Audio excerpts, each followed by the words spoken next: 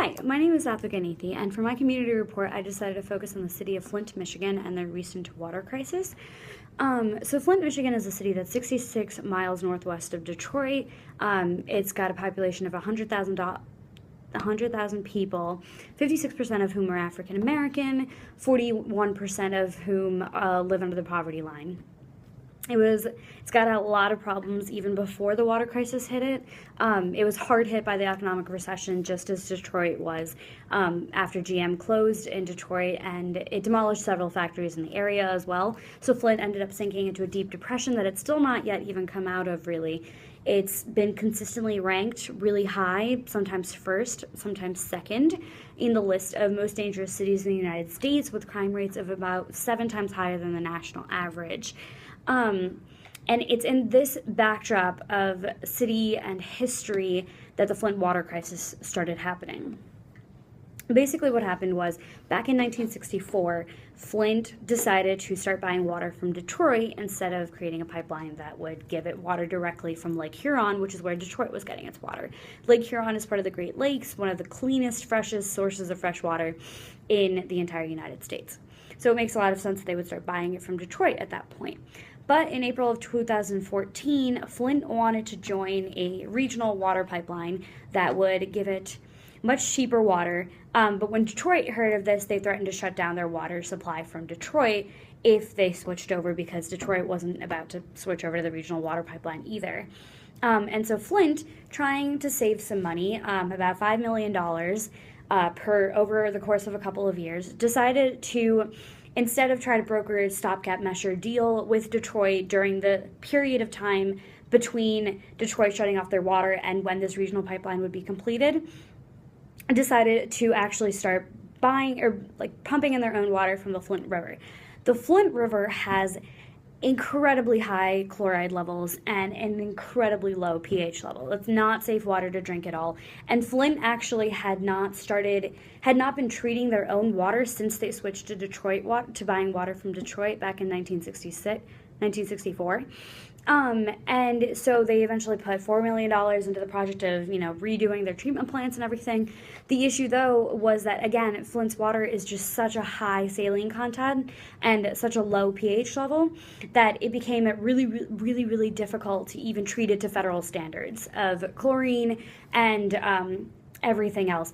The issue also became that the chemical reaction that was happening while this Flint River water was so corrosively destroying the lead pipes that the water system in Flint had been based out of, it was actually corroding off of the phosphate and oxide layers of protection that were stopping the lead from actually entering the water system. So while it eroded that, it also started bringing lead into the water that the residents of Flint were drinking.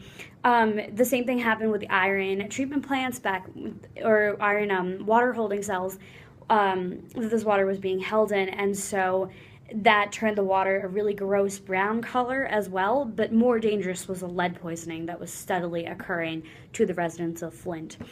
Lead poisoning leads to things like rashes, hair loss. The water started smelling really bad, turning yellow, things like that. Pets were vomiting. It hurt to bathe in the water. Even children and adults were having these all-out chemical rashes and burns all over their bodies. They were afraid to cook or even wash their dishes or even do their laundry with this water because it was poisoning them. And so residents started buying bottled water in bulk, even amidst officials saying that it was unnecessary and a waste of money. Then after that, E. coli and coliform and other bacteria were actually found in the water supply. GM actually stopped using Flint Water River and actually brokered a deal with Detroit because it was corroding the engine parts in their factory, and people were drinking this water. Flint local government maintained that there was nothing wrong, that everything was within federally standard levels of lead and everything. And it definitely wasn't. All this water was still causing various forms of health problems, including now vision and memory loss a couple months into it. Eventually, Governor Snyder of Michigan awarded Flint $2 million for an improved water system, but at this point, lead levels were about 7 times higher than EPA regulations. And also this level was being tested after letting the water run for a little bit before testing the water.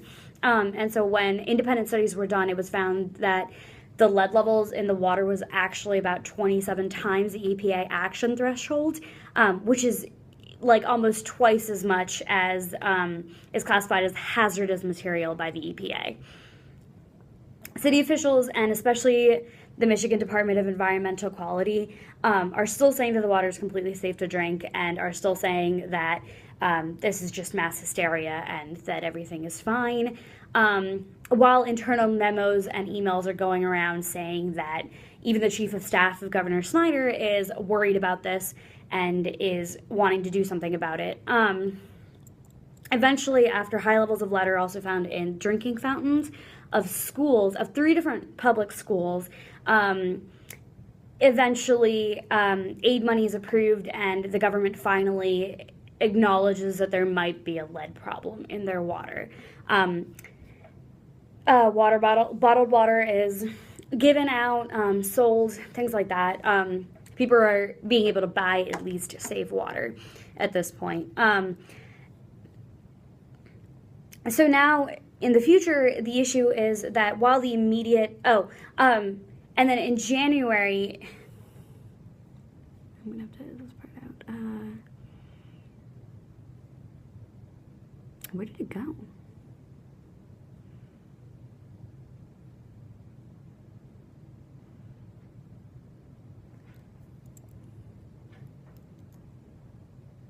Oh, okay. So in September of 2015, the city finally acknowledged that there was a lead warning for the water and decided to switch back to Detroit water. The issue is that the lead is still in the pipes. It's still, all of the protective layers are still corroded away, and so people are still drinking poisoned water. There's been efforts to try and load the water itself with phosphate in order to try and help facilitate the buildup of those protective layers around the pipes again, but no one is sure how long this will take or even if it will work. And so we're just really not sure at this point whether or not the water in Flint will ever be safe to actually drink again. So again, there's actually both a federal and state level states of emergencies out for Flint right now. And even if the water does become safe to drink, there's no telling what the long-term effects of all of this this mass lead poisoning is going to lead to. And so this is why I think that this community is a community that really needs our help and that could absolutely, what is the word I'm looking for? Absolutely benefit from a technology solution.